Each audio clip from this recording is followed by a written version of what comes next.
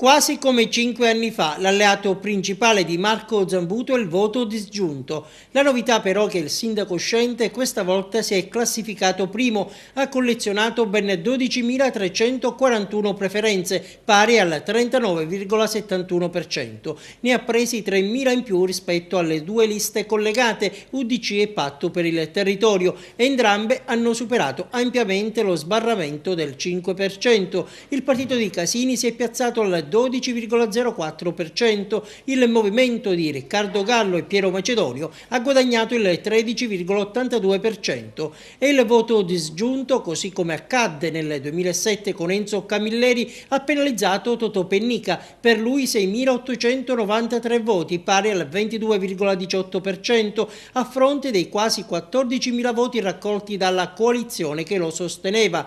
In particolare il PDL, primo partito in città, ha messo insieme 5.170 voti, pari al 14,82%, Grande Sud 3.844 voti, pari all'11,02%, Cantiere Popolare 2.147 voti, pari al 6,15% e Polis 1.549 voti, pari al 4,44%. Il movimento di Piera Graceffa e Paolo Minacori, che ha proposto Pennica, resta così fuori dal Consiglio Comunale. È vittima del voto disgiunto anche Mariella Lobello, al suo attivo 5.105 suffragi, pari al 16,43%. I partiti in appoggio hanno ottenuto ben 11.301 preferenze, in particolare l'MPA 4.559 voti, pari al 13,06%, il Partito Democratico 2.710 voti, pari al 7,76%,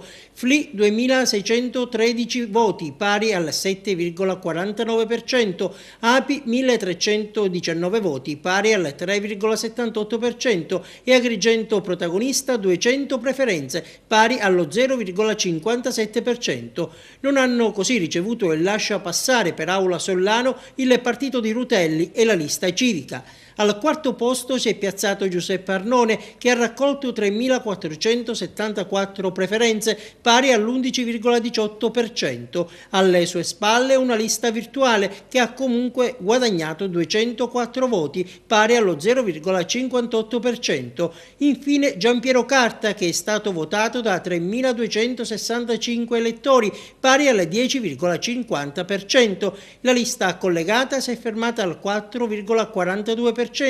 Limite che non consente a Nello Amel, primo della lista Agrigento Bene Comune con 386 voti, di tornare in Consiglio Comunale. Dunque ballottaggio fra 15 giorni, di fronte Marco Zambuto e Totò Pennica, una partita che si gioca fra due democristiani, fra due avvocati che hanno messo fuori gioco i tre candidati pescati nell'area della sinistra. E il successo del sindaco uscente dell'antagonista sarà decisivo per ricostruire la mappa geografica in Consiglio Comunale. Pende il destino di 12 consiglieri, determinanti saranno gli eventuali apparentamenti. Ecco invece i 18 inquilini di Aula Sollano che, a prescindere dall'esito del secondo turno, un posto in Consiglio Comunale se lo sono già assicurati. Per il Patto per il Territorio dentro Francesco Messina, Michele Mallia e Gianluca Spinnato. Per l'UDC ingresso garantito per Nino Amato, Ennio Saeva e Gaetano Galante.